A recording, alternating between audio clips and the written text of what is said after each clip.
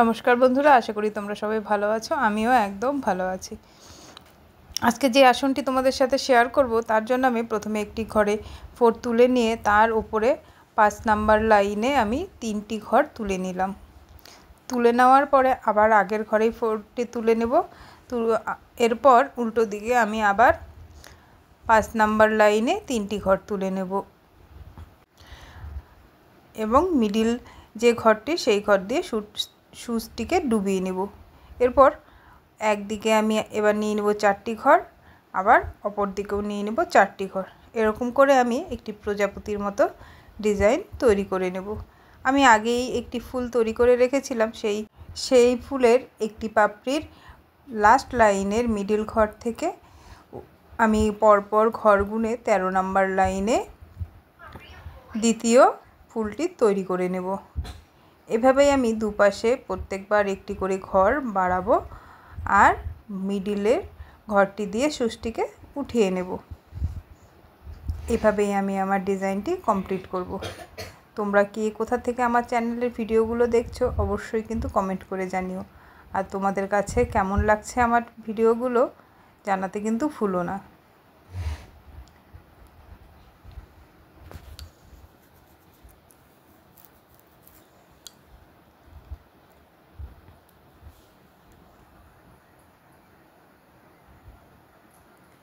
Last লাইনটি হবে আমার 8 ঘরের। 8টি ঘর নিয়ে একটি লাইন তৈরি করার পরে দুদিক থেকেই আমি সুচটি ডুবিয়ে দেব।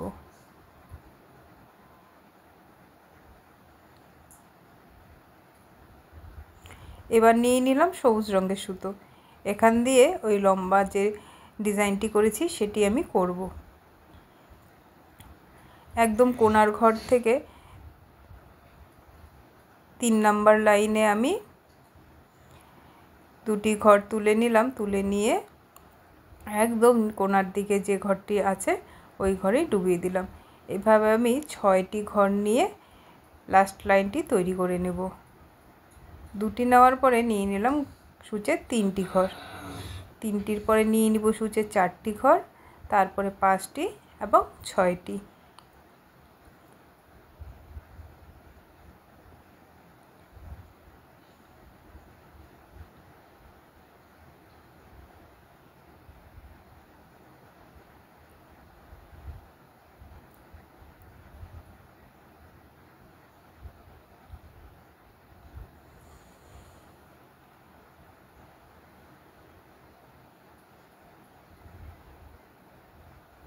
ছয়টি ঘর নেওয়ার পরে আমি সুচটিকে ডুবিয়ে দেব। আবার উপরের দিকে দুপাশেই সমপরিমাণ ঘর ছেড়ে দিয়ে আমি সুচটিকে তুলে নেব। এবার আমি যেরকম দুপাশে 3টি সাদা অংশের ঘর ছেড়ে দিয়ে মিডিলের ঘরটিতে আমি তুলেছি, এরপর এবারও দুপাশে 2টি ঘর ছেড়ে দিয়ে আমি তুলে নেব।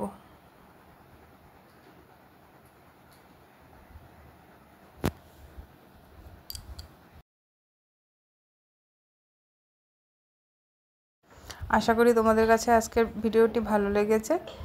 তাহলে দেখতে থাকো লাস্ট পর্যন্ত এটি কেমন হয়। আর ভালো লাগলেই অবশ্যই লাইক, কমেন্ট অ্যান্ড সাবস্ক্রাইব করতে কিন্তু ভুলো না। সবাই ভালো থেকো, সুস্থ থেকো।